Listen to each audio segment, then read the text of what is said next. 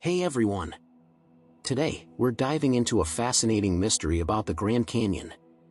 Ever heard of the Egyptian artifacts supposedly found there? Yeah, we're talking giant mummies, massive bones, and ancient relics that some explorers claim to have excavated. So, why is 90% of the Grand Canyon off limits? A drone recently captured something deep in the canyon that no one was ever supposed to see. What if I told you that the US government doesn't want you to know what's hidden in those caves? Back in the early 1900s, some explorers set out to uncover the mysteries of this gigantic wonder in Arizona. But just when they made the biggest discovery of their lives, they were shut down. Join us as we lift the veil and reveal evidence that'll make you question everything you thought you knew about history. Welcome to the Grand Canyon's mystical underground world. On April 5, 1909, the Arizona Gazette published a front-page story that grabbed everyone's attention.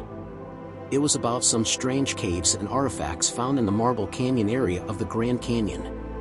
According to the report, two archaeologists funded by the Smithsonian, Professor S.A. Jordan and G.E. Kincaid, made this incredible discovery. The Grand Canyon is like a giant storybook of our planet's past, sculpted over millions of years by the Colorado River and Mother Nature. It's so spectacular that it draws tourists from all over the world. But it's not just a visual marvel. Scientists have found all sorts of fascinating fossils, rocks, and traces of ancient history. In 1908, President Roosevelt wanted to protect the area from people who wanted to chop down trees or dig for gold, so plans were made to close it down to conserve its natural beauty. But at the same time, an adventurous explorer named G.E. Kincaid wondered if there might be hidden treasures in the canyon. He teamed up with Professor Jordan, and together they embarked on an epic venture down the Colorado River, deep into the Grand Canyon. About 42 miles from a spot called the Lover Crystal Canyon, Kincaid and Jordan found themselves high above the canyon floor. That's when they spotted something intriguing, a staircase leading up to a massive cave. It was like a mystery waiting to be solved.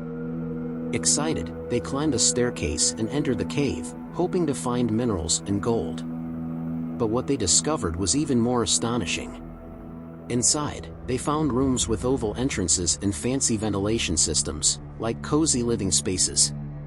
As they ventured further, they realized they might have stumbled upon an ancient underground city. Their excitement grew when they found a huge cross-shaped hall with a giant statue in the middle. The statue looked like a Buddha figure holding lotus flowers in each hand, suggesting a connection to spiritual figures from our own ancient world. Rumors suggest that Kincaid and Jordan didn't set off on this journey alone.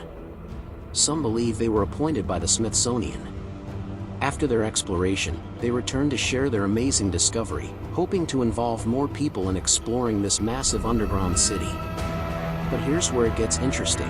There's speculation that their expedition was part of a larger plan set up by the Smithsonian to investigate findings previously mentioned by John Wesley Powell, the first director of the Bureau of American Ethnology.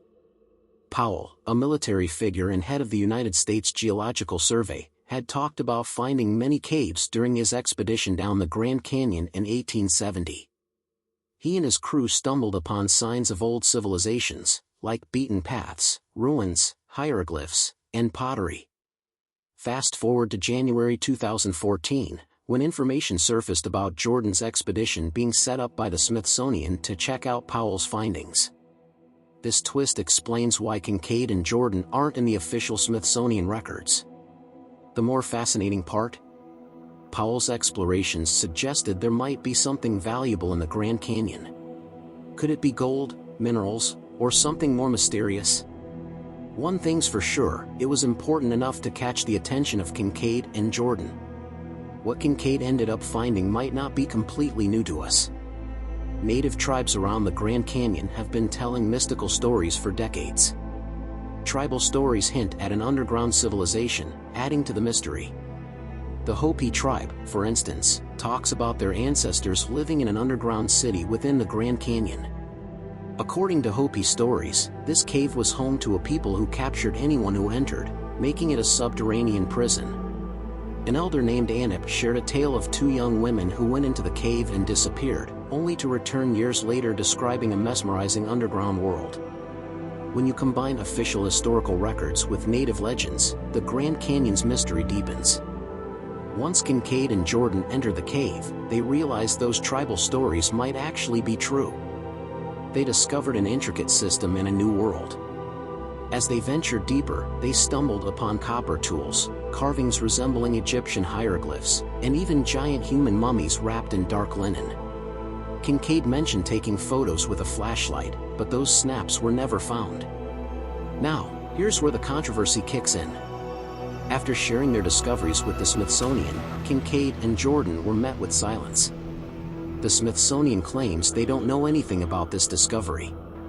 The Phoenix Gazette, however, ran a big story about the Smithsonian sending archaeologists to help Kincaid.